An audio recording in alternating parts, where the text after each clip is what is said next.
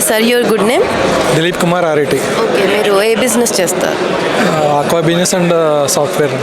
Okay, ఈ అప్తా కెటలిస్ట్కి రావడం ఎలా అనిపిస్తుంది మీకు? దీనివల్ల యూజర్స్ ఏంటి ఇక్కడికి రావడం వల్ల, అటెండ్ అవ్వడం వల్ల?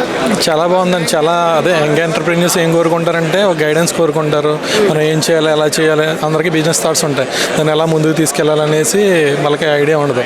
ఇటువంటి వాటిని చూసినప్పుడు ఇండస్ట్రీలో బాగా డెవలప్ అయిన వ్యక్తులు వాళ్ళు ఎలా గ్రో అయ్యారు, ఎలాంటి ఛాలెంజెస్ తీసుకున్నారు, మళ్ళీ మనం ఎంటర్ప్రెన్యూర్స్గా మారాలంటే ఏమేమి ఛాలెంజెస్ తీసుకోవాలి, ఇండస్ట్రియల్ ఛాలెంజెస్ ఏంటి, ఫైనాన్షియల్గా ఏ రకమైన సపోర్ట్ దొరుకుతుంది, బ్యాంక్స్ నుంచి లోన్స్ ఎలా వస్తాయి ఏంటి అనే ప్రతి కాన్సెప్ట్లోనూ డిఫరెంట్ ఇండస్ట్రీస్లో ఎక్స్పర్ట్స్ అందరూ కూడా సలహాలు సంప్రదింపులు ఇవ్వడం వల్ల మనకు కూడా కొంచెం ఎంకరేజ్మెంట్గా ఉండి మనం కూడా ఇలా ఎదగాలి, ఇటువంటి ఆపర్చునిటీస్ ఉన్నాయి వరల్డ్ వైడ్, ఇటువంటి మన వాళ్ళందరూ ఉన్నారు, మనకి నెట్వర్కింగ్ ఇబ్బంది లేదనేసి ఒక భరోసా కల్పించడం కూడా ఈ ఆప్తా క్యాటలిస్ట్లో బాగా యూజ్ అవుతుంది.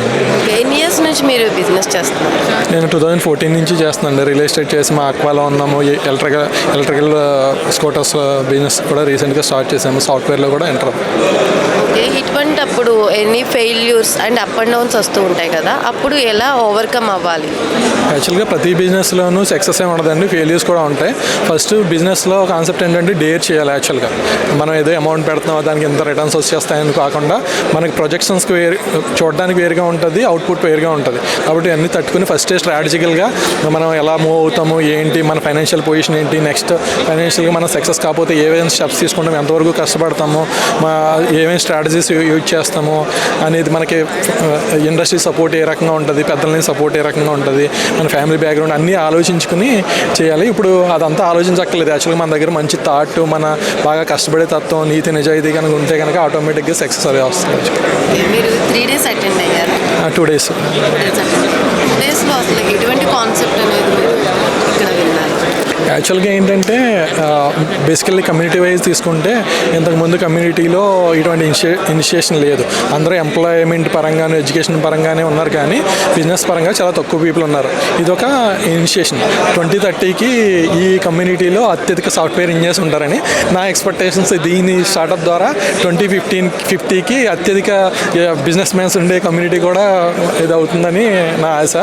అలాగే యంగ్ ఎంటర్ప్రెన్యూర్స్ కూడా మంచి, ఇవన్నీ చాలా మంచి అవకాశం. యాక్చువల్గా ఆల్రెడీ పాత తరం అంతా వ్యాపారాలు చేశారు, పెద్ద వ్యాపారాలు చేశారు ఈ కమ్యూనిటీలో కూడా. అది రాను తగ్గిపోయింది. ఇప్పుడు మళ్ళీ స్టార్ట్ అవడం, ఈ ఆప్తా క్యాపిటలిస్ట్ ద్వారా స్టార్ట్ అవడం మాకు చాలా హ్యాపీగా కూడా ఉంది. ఇప్పుడు వచ్చే స్టార్టప్ న్యూ ఎంటర్ప్రెన్యూర్స్కి మీరు ఎటువంటి మెసేజ్ ఇస్తారు? యాక్చువల్గా ఎంటర్ప్రెన్యూర్స్ ఏంటంటే మనం ఏం అంటే ఐడెంటిఫై చేయాలి. యాక్చువల్గా ప్రాబ్లమ్ని ఐడెంటిఫై చేయండి, అదే బిజినెస్గా మార్చుకోండి. అంతేగాని ఎవరో చేసిన బిజినెస్ని తీసుకొచ్చి మనం చేయడం వల్ల రిప్యుటేషన్ ఉండదు, దాని ఇది ఉండదు. కొత్తగా కాన్సెప్ట్స్ని సృష్టించండి, అవసరాలు ఎక్కడున్నాయో గుర్తించండి, వాటిని తీసుకుని వ్యాపారాలు చేయండి. అందులో కూడా నీతి నిజాయితీగా ఫస్ట్ కష్టపడి పని చేయడం, దాని మీద మీరు ఏదైతే కాన్సెప్ట్ అనుకుంటున్నారో దాని మీద వర్క్ చేయడం నేర్చుకోండి. ఒక్కసారి మీరు బిజినెస్ స్టార్ట్ చేస్తే ఆటోమేటిక్గా ఇంకో బిజినెస్ ఆటోమేటిక్గా మీరు ముందుకు వెళ్తూనే ఉంటారు. ఎక్కడ ఆధారపడద్దు. అందరూ జాబ్సే చేయాలని కాదు, ఎంప్లాయ్మెంట్ జనరేషన్లో కూడా మీరు అందరూ ముందుకు వస్తే కనుక చాలా బాగుంటుంది. అలాగే యాక్చువల్గా ఏంటంటే ప్రతి బిజినెస్లోనూ లోటుపాట్లు ఉంటాయి. దాన్ని స్టాండ్ బై అయ్యి కొంతకాలం స్టాండ్ బై అయితే ఆటోమేటిక్గా మనకు ఆపర్చునిటీస్ వస్తూనే ఉంటాయి. ఇలాంటి నెట్వర్క్స్ కూడా ఏర్పడుతూ ఉంటాయి. అందరూ కూడా జాబ్ వైడ్ కాకుండా బిజినెస్ వైడ్ కూడా ఆలోచిస్తే 10 మందికి మనం ఎంప్లాయ్మెంట్ చేయడానికి అవకాశం ఉంటుంది. Thank you sir. Thank you for your valuable message.